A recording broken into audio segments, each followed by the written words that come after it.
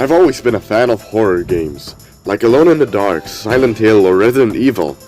All of these are of course still fantastic, however, there are very few horror-themed JRPGs. The most well-known of these is obviously Parasite Eve. However, I myself have always been a fan of the other PlayStation 1 horror JRPG. Kudelka is an absolutely stunning looking gem of a PlayStation game about a gypsy exploring a wacky ass mansion infested with monsters and the elderly. The game still holds up really well to this day, and the aesthetics look even better than some of the PlayStation 1 Final Fantasy games in my opinion. So, since it's October, in the spirit of the season, I will not be talking about this game. Rather, I'll be talking about its sequels, specifically the first two, Shadow Hearts and Shadow Hearts Covenant. Technically, there is a third game, though I've never actually played it myself. But I think I might be getting a little ahead of myself here. So, with this, I welcome you to Shadow Hearts.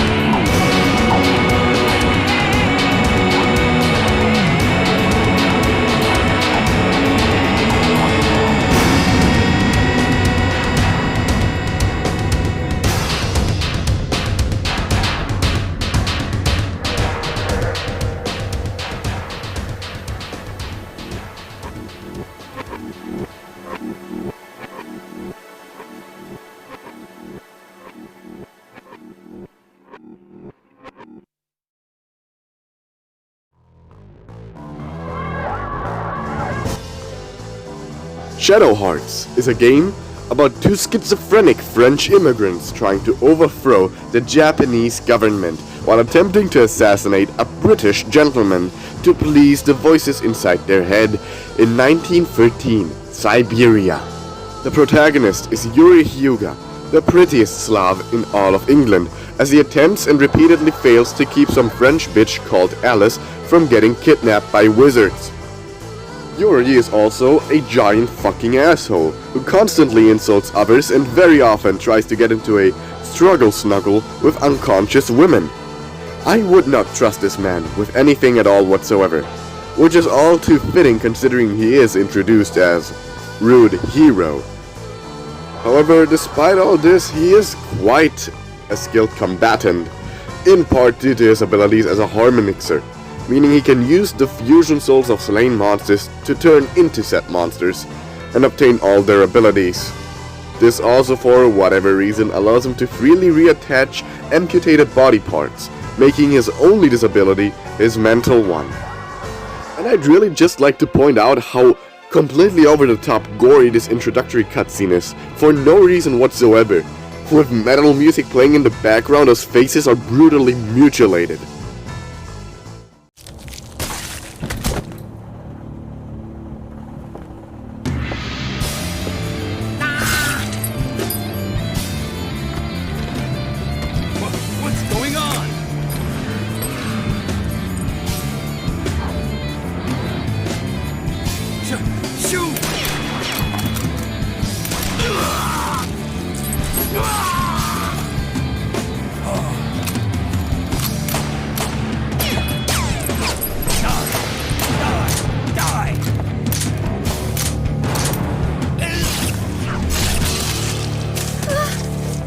It's you!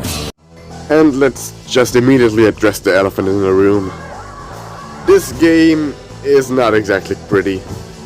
While Kudelka still looks really good to this day, Shadow Hearts looks almost amateurish in comparison. The character models look cheap and blocky, and the pre-rendered cutscenes look as if they were from Thomas the Tank Engine. However, where this game fails in its visuals, it shines in the environment and monster design that all scream Lovecraftian inspiration. But I'll get to this later on in the video. Despite being a turn-based JRPG, the combat never gets stale and fights remain fun and engaging the entire way through. That is thanks to two things in particular. For one, the random encounter rate is incredibly low, and the game heavily discourages grinding, making exploring dungeons much less of a pain in the ass than something like Megami Tensei or early Final Fantasy. But the main reason for combat never getting annoying is the Judgment Ring, also known as this game's main mechanic. Similar to the Mario RPGs, the effectiveness of your attacks is based on timing. However, instead of working based off of the character's animations, it's based on, well, a ring that is split into several small segments that you have to press a button on to land a hit. And if you manage to land on the incredibly small red strike segments, your attacks will deal even more damage. Depending on how many spots you land, a different animation will play out, leading into a short combo animation. Missing the ring completely will just deny you of your turn and nothing else. However, keep in mind that you can still miss attacks regularly and land critical hits. Now, what makes the Judgment Ring special is that it is used for more than just regular attacks. Spells and items also utilize the ring, allowing you to increase their effectiveness by up to 50% for the same amount of MP, while missing them does not subtract from your overall MP or item count, leading to a very interesting risk versus reward system that I personally very highly approve of. The Judgment Ring is also used to upgrade every single weapon in the game, and for puzzles all over the world, as well as my favorite mechanic, getting discounts at shops and demanding a higher price for your sold items. On top of this, there are a shit ton of status effects that affect the ring specifically, ranging from making it smaller to heavily increasing its speed. There's actually an incredibly detailed in-game FAQ that you can access at any time, and that goes into almost every little detail, including status effects and game bonus stuff. Aside from the Judgment Ring, the battles also work on a row system that's kind of similar to the Shin Megami Tensei Devil Summoner games. Characters in the front row deal and take more damage, and characters in the back deal and take less damage. And you can freely change your position during each fight. However, it's recommended that you prepare appropriately. If you recall my story synopsis earlier, you might remember me saying the only disability Yuri has is his mental one. That wasn't a joke, and it actually applies to all characters. At the start of every turn, characters use one sanity point, or SP for short.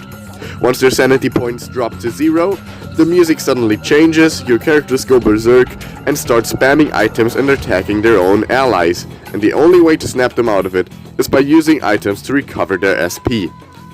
Having Yuri fuse with a monster also takes up quite a hefty chunk of SP, so he has a crap ton of it to make fusions viable in combat. SP and status effects are also the only things to be fully restored after a battle.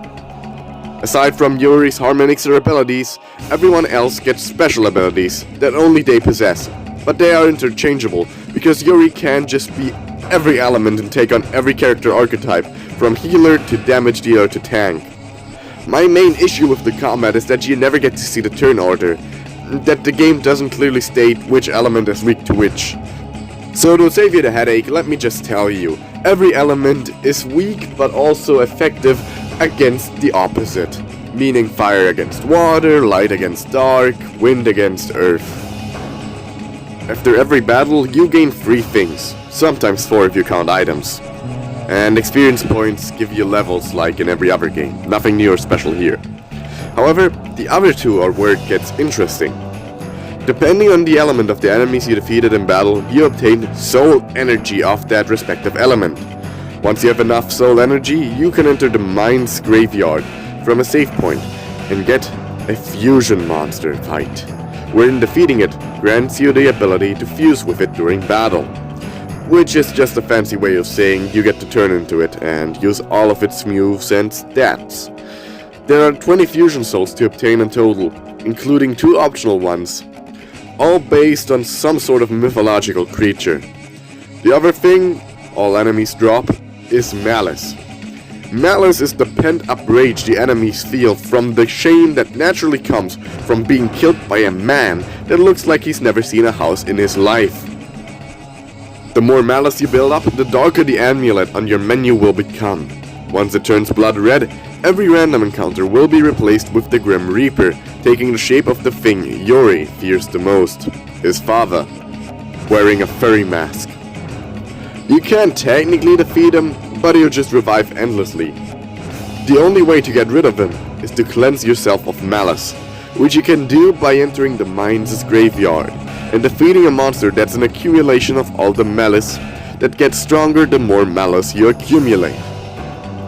Now for one part of the game that really irks me for whatever reason, the voice acting. It's not bad or anything, in fact there's only very little of it in the game, only occasionally showing up in cutscenes. Now what bothers me is that all of the battle grunts are in Japanese, but some specific spoken sentences are still in English, which leads to a lot of really awkward moments like this one, where characters will just randomly switch languages mid-attack.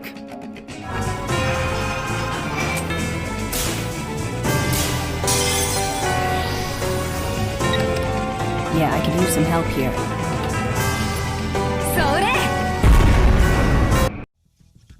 This probably won't bother most people, but it certainly irritates me, and takes me out of the immersion when I'm fighting these Lovecraftian abominations, and then suddenly the characters decide they want to be bilingual for no reason whatsoever.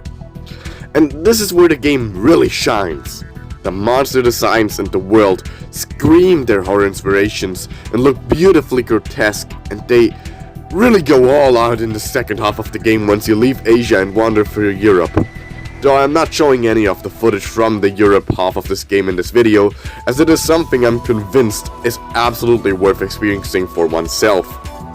My only issue is that sometimes the pace will be completely broken by these abstract cutscenes that go on for way too long and could have been handled much better. You've grown into a beautiful young woman, Kuihua.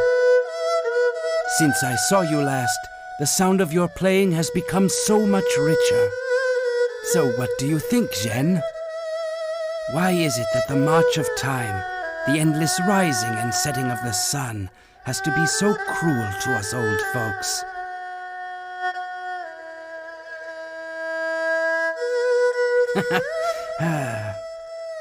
At any rate, Zhen, here I am, back in Shanghai. A major factor that adds to the game's oppressive atmosphere is the music, composed by none other than Yasunori Mitsuda, composer of the Chrono Trigger soundtrack and one of my personal favorite soundtracks ever composed, Chrono Cross. The music in this game has a wild, almost tribal tone to it and helps make you feel endangered at every turn amazingly well.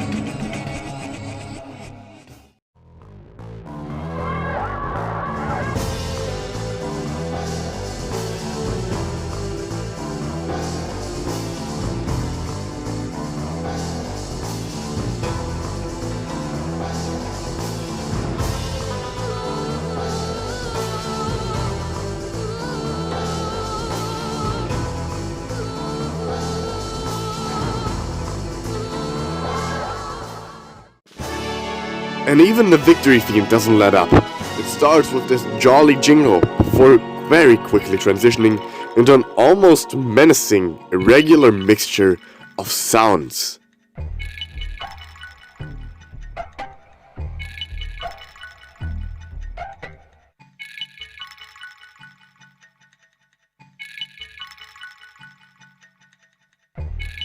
As I mentioned at the very beginning of this video, Shadow Hearts ended up getting a direct continuation in the form of Shadow Hearts Covenant, known as Shadow Hearts 2 in Japan. How does it stand next to the first game? Well, I guess I'll just have to find out in the next video. Cheers!